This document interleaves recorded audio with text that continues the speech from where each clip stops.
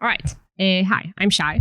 So many of you have heard probably about some model that injected code and to elevate its permissions and lied about it later.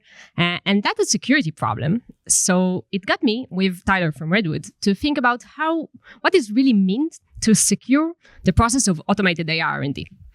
And the honest answer is that a lot of the solution we developed in cybersecurity, like sandboxing and access control, are based on multiple assumptions that are not transforming that well into AI R&D. And we're gonna talk about them. So the first assumption is about what we protect. In cybersecurity, we are used to protect assets. So we protect our data, our credentials, maybe like machines. And in AI R&D, there is one asset we all talk about that we need to defend, which is the model weights.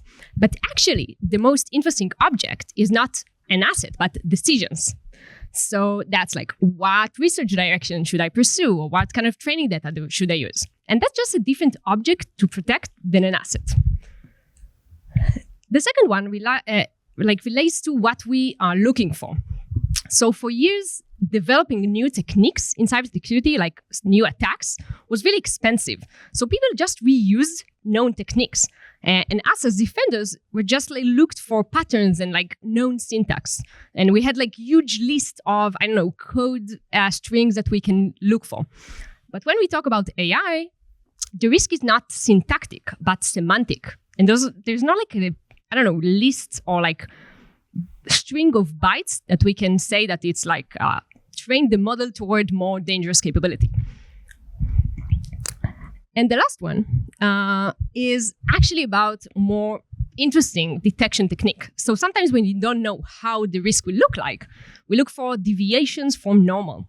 And we have anomaly detection and behavioral analysis, which is interesting, but they still lies implicit assumption that malicious looks different than legitimate. And in AI R&D, that might not be true. First of all, we can have scheming agent that try to conceal its behavior. But also, we don't really sure what normal looks like, so we can look for deviation. So, traditional security out. What can we use? And actually, cybersecurity is not that good with handling internal threats, but national security is really interesting. So, for example, banks forces their employees to take mandatory vacations to see what breaks when they are gone. And we can just translate that, for example, through resampling. Also, in national security agencies, they keep very fully on need-to-know basis segregation. And here we translate that not a single agent will be in charge of the full pipeline. And that's the playbook that was actually designed to our threat. And I think that can imply interesting thing about what this field needs to be.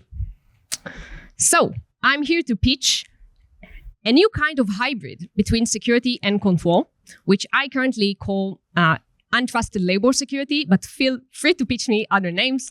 And I think it's going to be really interesting and really important. Come and look for me later.